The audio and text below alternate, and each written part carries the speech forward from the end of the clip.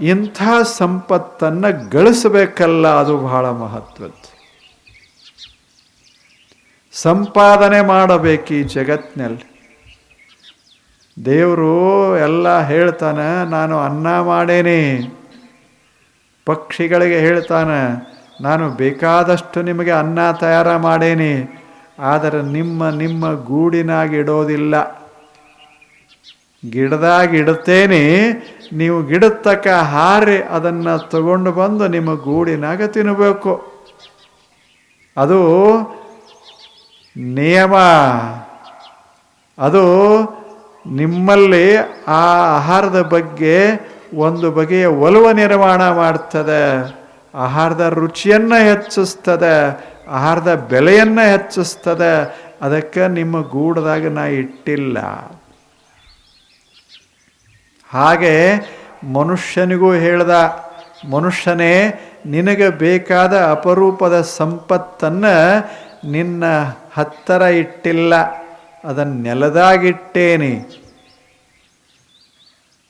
ಅಲ್ಲಿ ನೀನು ಬೆವರ ಸುರಿಸದೆ ಆ ನೆಲದಾಗಿಟ್ಟ ಸಂಪತ್ತ ನಿನಗೆ ಕೈವಶ ಆಗ್ತದೆ.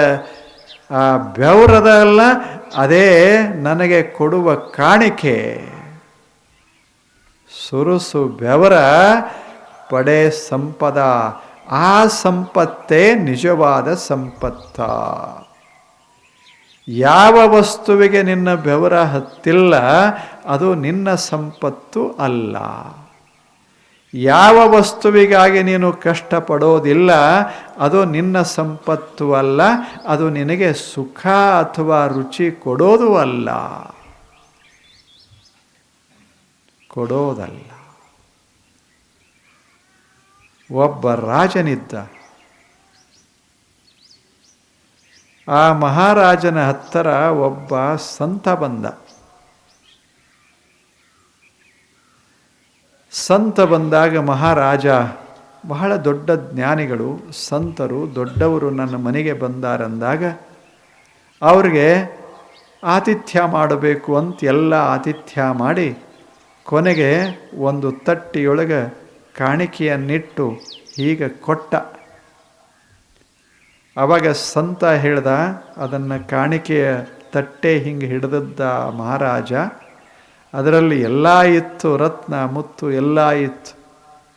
ಆವಾಗ ಸಂತ ಕೇಳ್ದ, ಎಷ್ಟು ಚಲೋ ಮಾತು ಕೇಳ್ದ, ಮಹಾರಾಜನೇ, ನೀನು ಕೊಡಬೇಕಾದ್ರೆ ಆ ವಸ್ತು ನಿನ್ನದಿರಬೇಕಲ್ಲ, ಇದರಾಗ ಯಾವ ವಸ್ತು ನಿನ್ನದದ ಅದು ಹೇಳು, ಅದನ್ನು ತಗೋತೀನಿ ಅಂದ. ಗಾಬರಿ ಆದ ರಾಜ. ಇದ್ರಾಗ ಯಾವ ವಸ್ತು ನಿಂದದ? ಇದೆಲ್ಲ ನೀ ಸಂಗ್ರಹ ಮಾಡಿದ್ದು ಬಹುತೇಕ, ಅದಕ್ಕಾಗಿ ದುಡಿದದ್ದು ಒಂದು ಪೈ ಇದರಾಗಿಲ್ಲ. ಇದು ನಿಸರ್ಗದ ಸಂಪದ, ಇದು ಜನರ ಸಂಪದ, ಪ್ರಜೆಗಳ ಸಂಪದ. ಮಹಾರಾಜನೇ, ನನಗೆ ನೀನೇನಾದರೂ ಕಾಣಿಕೆ ಕೊಡಬೇಕಾಗಿದ್ದರೆ ನಿನ್ನ ಗಳಿಕೆಯ ಸಂಪತ್ತನ್ನು ಕೊಡಬೇಕು, ಅದನ್ನು ನಾನು ತಗೋಬಲ್ಲೆ. ಇನ್ನೊಬ್ಬರದು ಕೊಟ್ಟರೆ ನಾನ್ಯಾಕೆ ತಗೋಬೇಕು ಅಂದ. ನೀನು ಸಂಗ್ರಹಿಸಿದ್ದು ನಿಂದಲ್ಲ. ಅವಾಗ ಮಹಾರಾಜ ಗಾಬರಿ ಆದ. ಅವನಿಗೆ ಹೊಳಿತು, ಹೌದಲ್ಲ ಅಂದ. ಅವಾಗ ಸಂತ ಹೇಳ್ದ, ಕಾಣಿಕೆ ಕೊಡೋದಾದರೆ ಅದನ್ನು ಕೊಡು. ಈ ಕಾಣಿಕೆಯನ್ನು ನೀನು ನಿನ್ನ ಹತ್ತರನೇ ಇಟ್ಟುಕೋ, ಇದನ್ನು ನಾನು ಸ್ವೀಕರಿಸೋದಿಲ್ಲ. ಯಾಕೆ? ನಾನು ನಿನ್ನ ಅತಿಥಿಯೇ ವಿನಃ ಪ್ರಜೆಗಳ ಅತಿಥಿ ಅಲ್ಲ. ನಿನ್ನ ಅತಿಥಿಯಾದ ಬಳಿಕ ನಿನ್ನ ಸಂಪತ್ತನ್ನು ನನಗೆ ಕೊಡಬೇಕು. ಆದ್ದರಿಂದ ನಿನ್ನದೇನಾದರೂ ಇದ್ದರೆ ಕೊಡು ಅಂದ. ಅವಾಗ ಮಹಾರಾಜ ಆಲೋಚನೆ ಮಾಡಿದ, ಸಂತರೇ, ನನಗೆ 3 ದಿವಸ ವೇಳೆ ಕೊಡಿ ಅಂದ. 3 ದಿನ ತಾವು ವೇಳೆ ಕೊಡಿ, ನಾನು ನನ್ನದೇ ಆದ ಸಂಪತ್ತನ್ನು ನಿಮಗೆ ಕಾಣಿಕೆಯಾಗಿ ಕೊಡ್ತೇನೆ ಅಂತ ಹೇಳಿದ ಮಹಾರಾಜ. ಅವಾಗ ಮಹಾನುಭಾವ ಸಂತ, ಆಗಲಿ 4ನೇ ದಿವಸ ನಾನು ಮತ್ತೆ ಬರ್ತೇನೆ, ಅವಾಗ ನೀನು ನಿನ್ನ ಸಂಪತ್ತನ್ನು ನನಗೆ ಕಾಣಿಕೆ ಕೊಡಬಹುದು ಅಂತ ಹೇಳ್ದ. 3 ದಿವಸಗಳ ಕಾಲ ರಾಜ ಒಂದು ಕೆಲಸ ಮಾಡಿದ. ತನ್ನ ವೇಷವನ್ನು ಬದಲಾಯಿಸಿದ. ಒಬ್ಬ ಕಾರ್ಮಿಕನ ವೇಷ ಧರಿಸಿದ. ಮಸ್ತ್ ಶಕ್ತಿ ಇತ್ತು ಅವನಿಗೆ. ಕಾರ್ಮಿಕನ ವೇಷ ಧರಿಸಿದ. ಅಲ್ಲಿಂದ ಕೆಲಸ ಹುಡುಕ್ಯಾಡ್ಕೋತ ಹೊಂಟ. ಎಲ್ಲಿ? ತನ್ನ ರಾಜ್ಯದಾಗ, ತನ್ನ ರಾಜಧಾನಿಯೊಳಗೆ ಕೆಲಸ ಹುಡುಕ್ಯಾಡ್ಕೋತ ಹೊರಟ. ಇವಾಗ್ಯಾವ ಕೆಲಸ ಬರ್ತಾವ ರಾಜಾಗ? ಹೊಡೆಯೋದು ಬಡಿಯೋದು, ಅಷ್ಟು ಬಿಟ್ಟರೆ ಇವಾಗೇನು ಬರ್ತಾವ? ಕೆಲಸ ಬರ್ತಿರಲಿಲ್ಲ. ಅದಕ್ಕೆ ಹೋದಲ್ಲೆಲ್ಲ ನಿನಗೆ ಅದು ಬರ್ತದೇನೋ ಇದು ಬರ್ತದೇನೋ ಅಂತ ಕೇಳ್ತಿದ್ರು. ಬರದೇ ಇದ್ದರೆ ನಿನಗೇನು ಕೊಡೋದು ಅಂತಿದ್ರು. ಹುಡುಕ್ಯಾಡ್ದ. ಕೊನೆಗೊಮ್ಮೆ ಅವನಿಗೆ ಬಹಳ ಮನಸ್ಸಿಗೆ ನೋವಾತು. ಏನು ನಾನು ನಿರುಪಯುಕ್ತೇನು ಈ ಜಗತ್ತಿನಲ್ಲಿ ಅಂದ. ಕೊಟ್ಟ ಕೊನೆಗೆ ಒಬ್ಬ ಕಂಬಾರ ಇದ್ದ. ಆ ಕಂಬಾರ ಕಬ್ಬಿಣದ ಕೆಲಸ ಮಾಡ್ತಿದ್ದ. ಅವನಿಗೆ ಒಬ್ಬ ಕಬ್ಬಿಣ ಕಾಯ್ದ ಬಳಿಕ ಹೊಡಿಬೇಕಾಗ್ತದೆ ಅಂಥ ಒಬ್ಬ ಬೇಕಾಗಿದ್ದ. ಇವ ಹೊಂಟಿದ್ದ. ಇವನ ಕರೆದ ಕೇಳ್ದ, ಇದನ್ನು ಬಡಿತೀಯನೋ, ನಿನಗೊಂದು ಪೈ ಕೊಡ್ತೀನಿ ಅಂದ ಮಹಾರಾಜ. ಇವ ಕಂಬಾರ, ಅವ ಮಹಾರಾಜ. ನೀನು ದಿವಸ ತುಂಬ ನೀ ಕೆಲಸ ಮಾಡಿದರೆ, ಈ ಕೆಲಸ ಮುಗಿಯೋ ತನಕ ನೀನು ಕೆಲಸ ಮಾಡಿದರೆ ಒಂದು ಪೈ ಕೊಡ್ತೀನಿ ಅಂದ. ಒಂದು ಪೈ ಮಹಾರಾಜಗೆ ಹೆಂಗಾಗಿರ್ಬೇಕು ಅಂದ್ರೆ, ರಾಜನ ಒಂದು ದಿವಸದ ದುಡಿಮೆಯ ಬೆಲೆ ಎಷ್ಟು ಅಂದರೆ 1 ಪೈ. ಕಂಬಾರ ಹೆಂಗೆ ಬೆಲೆ ಕಟ್ಟದ. ಅವಾಗ ಗೊತ್ತಾತು ಮಹಾರಾಜಗೆ ನಾ ಎಷ್ಟು ಬಡವದೀನಿ ಅಂತ. ಮಹಾರಾಜ ಶುರು ಮಾಡಿದ, ಅದನ್ನು ಹೊಡಿಲಿಕ್ಕೆ ಶುರು ಮಾಡಿದ.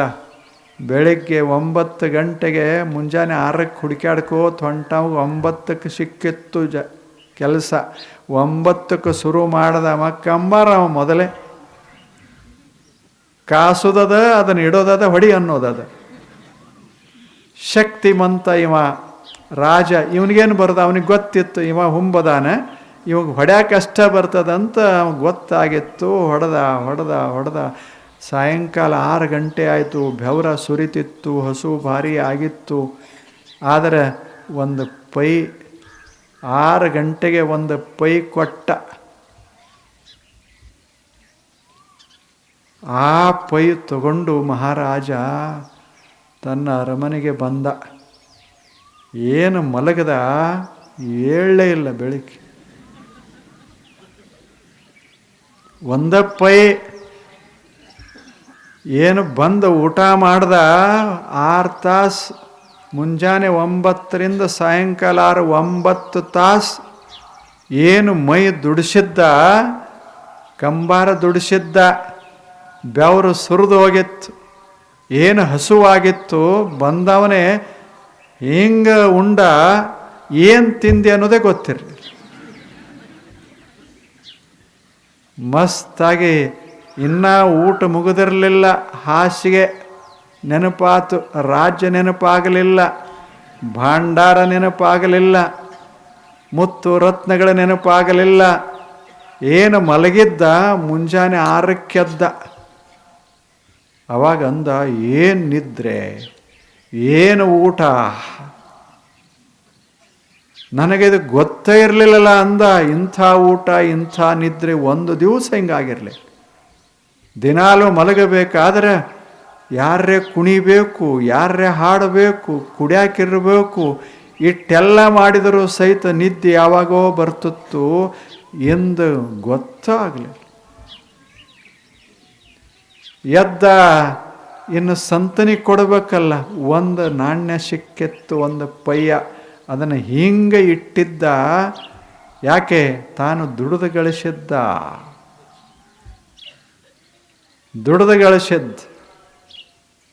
ಅದನ್ನು ಬಿಟ್ಟು ಕೊಡಾಕ ತಯಾರಿರಲಿಲ್ಲ. ಹಂಗೆ ತನ್ನ ಹಾಸಿಗೆಯೊಳಗಿರುವ ಪೆಟ್ಟಿಗೆಯೊಳಗೆ ಅದನ್ನು ಹಾಗೆ ಇಟ್ಟು ಕೀಲಿ ಹಾಕ್ಕೊಂಡು ಹೊರಟ. ಮತ್ತೆ ಕೆಲಸಕ್ಕೆ ಅವಾಗ ಹೇಳಿದ್ದ ನಾಳೆ ಬರ್ತೀನಿ ಅಂತ. ಮುಂಜಾನೆ 9ಕ್ಕೆ ಹೋದ. ಅವಾಗ ಭಾಳ ಆನಂದ ಆಗಿತ್ತು, ಕಂಬಾರಿಗೆ ಚಲೋ ಸಿಕ್ಕಾನಿವ ಅಂತ.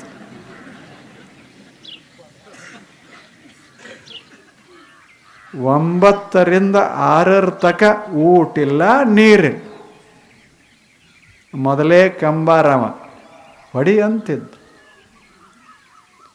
6 ಗಂಟೆ ತಗ ಕೆಲಸ ಮಾಡಿದ. ಮೈ ಹಣ್ಣಾಗಿತ್ತು. ಏನು ನೀರಡಿಕೆ, ಏನು ಹಸಿವ. ಅವನ ಜೀವನದಾಗ ನೀರಡಿಕೆನೇ ಆಗಿರಲಿಲ್ಲ. ಯಾಕೆ? ಸುತ್ತಮುತ್ತೆಲ್ಲ ಅವರೇ. ಹಿಂಗೆ ನೋಡುದ್ರಾಗ ನೀರ, ಹೀಗೆ ನೋಡುದ್ರಾಗ ಅನ್ನ. ಇಟ್ಟು ಬಳಕ ಅದು ಹಸಿವು ಹೆಂಗೆ ಗೊತ್ತಾಗ್ತದೆ, ನೀರಡಿಕೆ ಹೆಂಗೆ ಗೊತ್ತಾಗ್ತದೆ? ಬರೇ ತಿನ್ನೋದು ಉಣ್ಣೋದಾದ್ರೆ ಹಸಿವಿರೋದಿಲ್ಲ. ದುಡಿದು ತಿನ್ನೋದಾದ್ರೆ ಹಸಿವಾಗಿರ್ತದೆ. ಅವಾಗ 6 ಗಂಟೆ ಆಯ್ತು. ಅವಾಗ ಮತ್ತೊಂದು ಪೈ ಕೊಟ್ಟ. ಇದು 2ನೇ ಪೈ ತಗೊಂಡು 2ನೇ ಪೈ ತಗೊಂಡು ಮನೆಗೆ ಬಂದ. ರಾಜಧಾನಿಗೆ ಬಂದ, ಇದು ಅರಮನೆಗೆ ಬಂದ. ಮಸ್ತ್ ನಿದ್ದೆ ಮಾಡ್ದ. 3ನೇ ದಿವಸ ಎದ್ದ. 3ನೇ ದಿವಸ 9ಕ್ಕೆ ಹೋದ. 6 ತಕ ದುಡ್ದ. ಅವಾಗ ಕಂಬಾರ ಕೇಳ್ದ, 3ನೇ ಪೈ ಕೊಟ್ಟು ನಾಳೆ ಬರ್ತೀನು ಅಂದ. ಸಾಕಪ್ಪ ಸಾಕು, ಇಷ್ಟ 3 ಸಿಕ್ಕು ಸಾಕು ಅಂದ. ನನಗೆ ಬಹಳ ದೊಡ್ಡ ಪಾಠ ಕಲಿಸಿದೆ ನೀನು. ಹಸಿವು ಅಂದ್ರೆ ಏನು ಗೊತ್ತಾಯ್ತು, ನೀರಡಿಕೆ ಅಂದ್ರೆ ಏನು ಗೊತ್ತಾಯ್ತು, ಜನ ದುಡಿತಾರಂದ್ರೆ ಏನು ಗೊತ್ತಾಯ್ತು, ರಾಜ ದುಡಿಬೇಕು. ಅವಾಗ ಕಂಬಾರ ಹೇಳ್ದ, ನೀನು ರಾಜ ಅಂತ ನನಗೆ ಗೊತ್ತಾಗಿತ್ತು ಮೊದಲೇ. ಇವನಿಗೆ ಕಲಿಸಬೇಕು ಪಾಠ. ನಾವು ಎಷ್ಟು ಕಷ್ಟಪಡ್ತಿರ್ತೇವೆ ರಾಜರಾದವ್ರಿಗೆ ಗೊತ್ತಿರಬೇಕು. ಸುಮ್ಮನೆ ಹಂಗೆ ಸಾಕೋತ ಹೋಗ್ತೀರಿ, ಗೊತ್ತಿರಬೇಕು.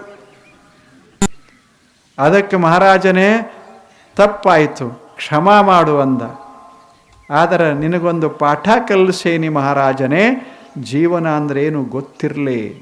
ಬರೇ ಸಂಪಾದನೆ ಜೀವನ ಅಲ್ಲ, ಅನ್ನ ನೀರ ಜೀವನ. ಅನ್ನ ನೀರ ಸವಿಯಾಗಬೇಕಾದ್ರೆ ದುಡಿಮೆ ಜೀವನ.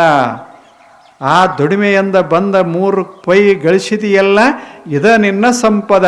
ಇನ್ಯಾವ ಸಂಪದ ನನಗೆ? ಮತ್ತೇನು ನಿನ್ನೆ ನಾನು ಬಂದಿದ್ನೆಲ್ಲ, ನಾನೇ ಆ ಸಂತ.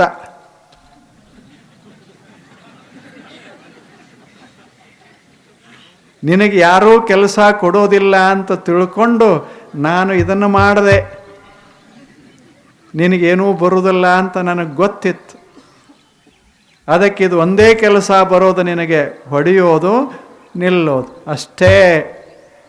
ಮಹಾರಾಜನೇ ಕೊಡು 3 ನಾಣ್ಯ ಅಂದ.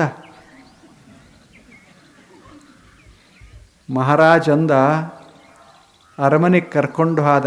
ಸಂತನ್ನ ಅಲ್ಲಿ ಕೂಡಿಸಿ ಹೇಳ್ದ, ನನ್ನ ಅತ್ಯಂತ ಪ್ರಿಯವಾದ ಸಂಪತ್ತು ಇವು 3 ನಾಣ್ಯಗಳು. ಸಂತರೇ ನನ್ನ ಕಣ್ಣು ತೆರೆಸಿದ್ರಿ, ಇದು ತೆಗೆದುಕೊಳ್ಳಿ 3 ನಾಣ್ಯ.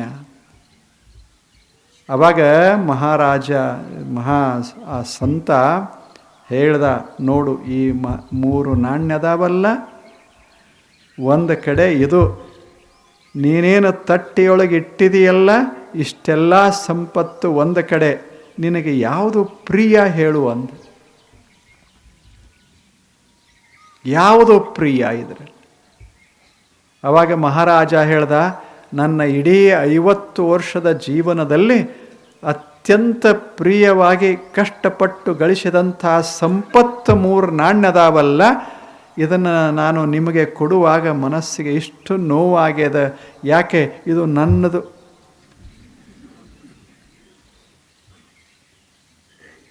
ನಾನು ಅದನ್ನು ಎಷ್ಟು ಪ್ರೀತಿಸ್ತೇನೆ ಅಂದರೆ ಅದನ್ನು ಕಾಪಾಡಬೇಕು, ಕೊನೆ ಕ್ಷಣದವರೆಗೆ ಕಾಪಾಡಬೇಕು.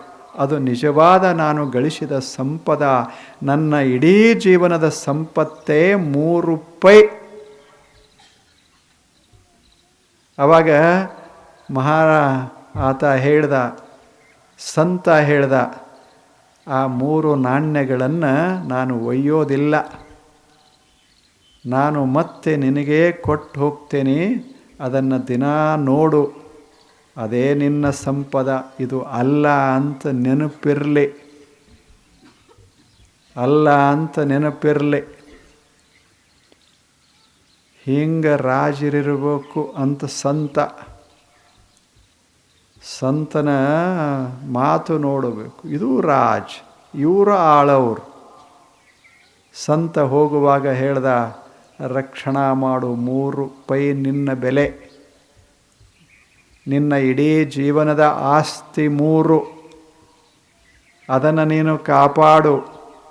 ಆ ಬಳಿಕ 2ನೇ ಪಾಠ ನಿನಗೆ, ಅನ್ನ ಬಹಳ ಮಹತ್ವದ್ದು. 9 ತಾಸುಗಳ ನಂತರ ನಿಮಗೆ ನಿನ್ನ ಕಣ್ಣಲ್ಲಿ ತುಂಬಿರೋದು ಅನ್ನ, ನಿನ್ನ ಮನಸ್ಸಿನಲ್ಲಿ ತುಂಬಿರೋದು ನೀರ, ನಿನ್ನ ಮನಸ್ಸಿಗೆ ಬೇಕಾಗಿರೋದು ಹಾಸಿಗೆ. ಇವ 3 ಸಂಪತ್ತ. ದುಡಿದ ಬಳಿಕ ಅನ್ನ ಸಂಪದ, ನೀರ ಸಂಪದ, ಮೈ ದಣದಾಗ ಹಾಸಿಗೆ ಸಂಪತ್ತು. ಜಗತ್ತಿನ ಶ್ರೇಷ್ಠ ಸಂಪತ್ತುಗಳು ಇವು 3. ಆ ಬಳಿಕ ₹3 ನಿನ್ನ ಸಂಪದ. ಇದು ಸಂಪತ್ತು, ನಿಜವಾದ ಸಂಪತ್ತು. ಇಂಥ ಮನುಷ್ಯ ಮಾತ್ರ ಶ್ರೀಮಂತ. ಎಲ್ಲ ಸಂಪತ್ತು ನಮ್ಮನ್ನು ಶ್ರೀಮಂತ ಮಾಡೋದಿಲ್ಲ. ಯಾವುದು ನಮ್ಮ ಸಂಪತ್ತೋ ಅದು ನಮ್ಮನ್ನು ಶ್ರೀಮಂತ ಮಾಡ್ತದೆ. ಇಷ್ಟು ಹೇಳಿದ. ಸಂಪತ್ತು ಬಾಹ್ಯ ಸಂಪತ್ತು ಅಂತ ಕರೀತೇವೆ. ಇಂಥ ಸಂಪತ್ತನ್ನು ನಾವು ಸಂಗ್ರಹಿಸಬೇಕು, ಇದರ ಮೇಲೆ ನಮ್ಮ ಶ್ರೀಮಂತಿಕೆಯನ್ನು ಹೆಚ್ಚಿಸಬೇಕು ಅಂತ ಹೇಳಿದೆ. ಇದು ಅರ್ಥ ಯಾವುದಕ್ಕಂತಾರ ಅನ್ನೋದು ಬಾಹ್ಯ ಅರ್ಥ ಇದು.